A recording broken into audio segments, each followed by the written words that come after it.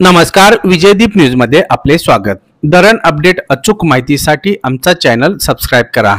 बुधवार 28 August सायंकाळचे Ujani update. Pune जिल्ह्यातील भीमाखोरे धरण पाणलोट क्षेत्रात आज दिवसभरात पावसाची तीव्रता कमी आहे।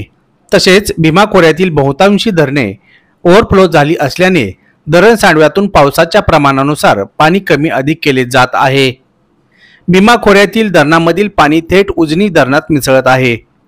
बुधवार 28 ऑगस्ट सायंकाळच्या भीमाखोरे अहवालानुसार वडद धरण सांडव्यातून 1500 क्युसेक, डिंबे 4500 क्युसेक, गोड 10900 cusec, Visapur 390 cusec, Chillewadi 1126 cusec, Kalmodi 161 cusec, Bhama Askhed 620 cusec, Wadiwale 2064 cusec, Andhra 1095 cusec, Pavana 2220 cusec, Kasarsai 150 cusec, Mulshi 10290 cusec, Temghar 1273 cusec, Varasgaon 3640 cusec, Panshet 1025 cusec, तर खडकवासलातून 4070 क्युसेक अशा प्रकारे पाणी सोडण्यात येत आहे।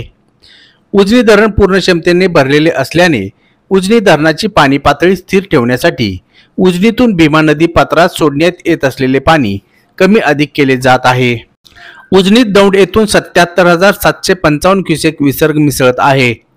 तसेच उजनीतून भीमा नदीत 16 दरवाजातून 91600 क्युसेक विसर्ग सोडण्यात आला आहे।